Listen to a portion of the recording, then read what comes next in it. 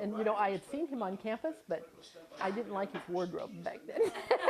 I would see him go by and thinking, he needs somebody to show him how to dress. She didn't like my white leisure suit, and I had a leather awful cowboy hat. hat sort of thing with a big plume on it. She didn't like that either. But it didn't matter. They met and married. Deb helped Dave out with his fashion and many other things because since the age of 8, he's been blind. Someday when I'm retired, which won't be too long, I'm going to write a book about why all husbands should be vision impaired.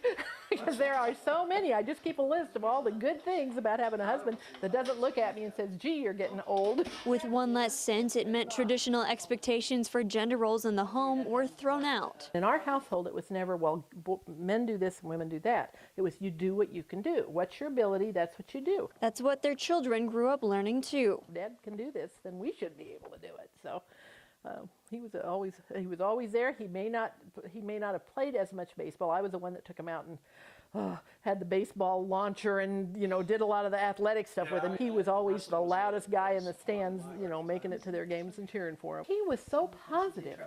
Again, I didn't have a lot of experience with anybody with a disability, but he was so positive and so funny. But it wasn't always happy at home.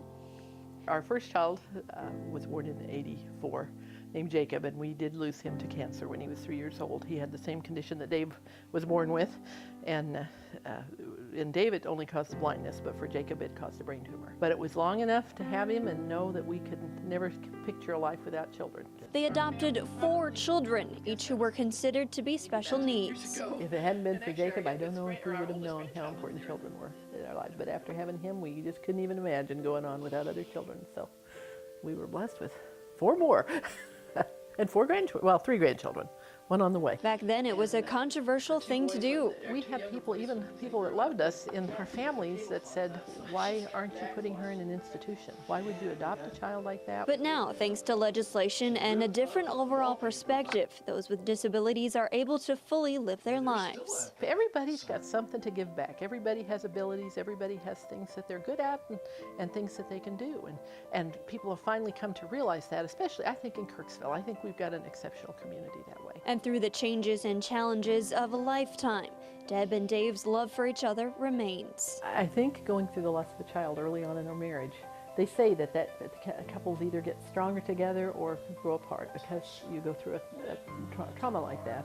And I think for us it was to make us closer and to make us able to, I guess it was knowing that we could get through that together, and with God's help, that if He can get us through that, He can get us through anything else that life can throw at us.